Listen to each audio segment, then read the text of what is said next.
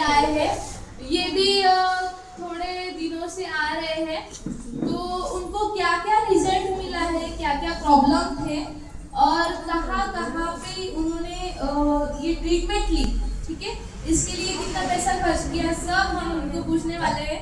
तो 2 ही मिनट में पूछेंगे, तो सुनना चाहते हो आप? सुनना चाहते हो?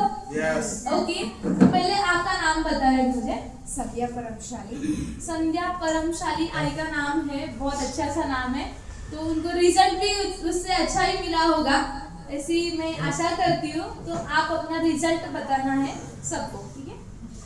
माइक थोड़ा सा पास करिए। मेरे को ना एक स्टमक का मतलब यूट्रस के बाजू में मेरे को फाइब्रॉइड्स थे, तो वो थोड़ा कम हो गया है, तो उससे मेरे को थोड़ा रिजल्ट और मेरे को प्रॉब्लम्स आता तो बहुत मेरे को तकलीफ होता था, पेट दर्द और बैक पेन, तो उससे थोड़ा मेरे को 100 में नियरली 10% ओके हो गया मेरे को, पर मेरे को थोड़ा दर्द भी कम हो गया उससे और अच्छा लगता है। अच्छा लगता है, थेरेपी के बाद आपको फ्रेश फील होता है, अच्छा लगता है। अच्छा लगता है, बहुत अच्छा लगता है। तो आप यहाँ पे जो लोग आते हैं, यहाँ पे जो आई बाबा आते हैं, तो उनको क्या संदेश देंगे, मतलब क्या मैसेज देंगे? देखिए, सभी को प्रॉब्लम्स रहता है, पर करने के लिए ना उतना स्टेमिना नहीं रहता है, पर इसके लिए आएंगे ना तो रिलैक्स भी होता है और फ्रेश भी हो जाते हैं। जैसे कि हाउसवाइफ्स है, उनको कुछ ये नहीं रहता है, मतलब रिलैक्सेशन नहीं रहता है, तो इधर मजबूरी से भाग के आना पड़ता है, जैसे कि इधर आने के बाद हमको रिलैक्सेशन मिलता है, तो अच्छा लगता है इधर। Thank you so much. खूप छान असं सांगितलं त्यांनी की प्रत्येकाची कॅपॅसिटी नसते, सहन करण्याची क्षमता नसते, तर जी क्षमता आहे ती संपून गेल्यावर काय करणार, बरोबर आहे ना?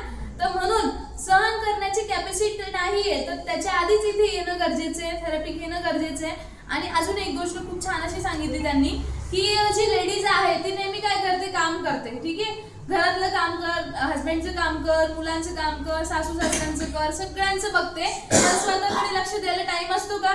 नसतो, बरोबर आहे ना?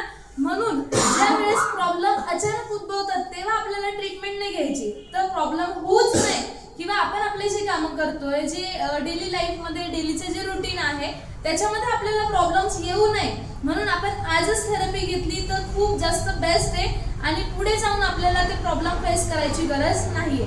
थँक्यू सो मच, बहुत अच्छा सा बताया आपने।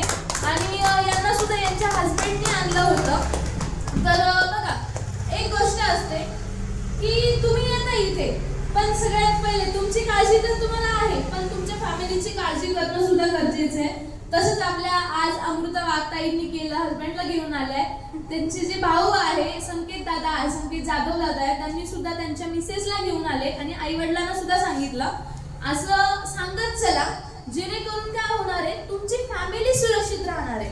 आपण काय करतो, आम्ही तुम्हाला सांगतोय की 10 लोकांना सांगा, ठीक आहे, म्हणजे काय सांगा, थेरपीला येण्याचं सांगा, तुम्ही बाहेरच्या 10 लोकांना सांगण्याचा प्रयत्न करतात की थेरपीला चला वगैरे, ठीक आहे, पण तुमच्या घरच्यांचं काय? सगळ्यात पहिले तुमची फर्स्ट प्रायोरिटी ही आहे की तुमच्या फॅमिलीचं हेल्थ जे आहे ते सांभाळणं, बरोबर आहे ना? मग तुमच्या फॅमिलीचं जर हेल्थ सांभाळला तर आपोआपच तुमचं जे पूर्ण देश आहे आपला तो व्यवस्थित हेल्थी राहू शकतोय। जर तुम्ही तुमच्या फॅमिलीलाच नीट नाही करू शकले तर तुम्ही लोकांना काय कराल, बरोबर आहे? म्हणून तुमच्या फॅमिलीतला प्रत्येक मेंबर इथे येऊ शकला पाहिजे आणि तुमच्या फॅमिलीतला प्रत्येक मेंबर थेरपी घेऊ शकला पाहिजे, हे तुम्ही मनामध्ये ठाम ठेवायचे आणि त्याच्यासाठी प्रयत्न करायचे, तेव्हा तुम्ही बाकीच्या लोकांना एकदम ठामपणे सांगू शकता। ओके, समजलं का? ओके, बाकीचं लेक्चर मी पुढे घेणार आहे की ततम थेरपी आपली जी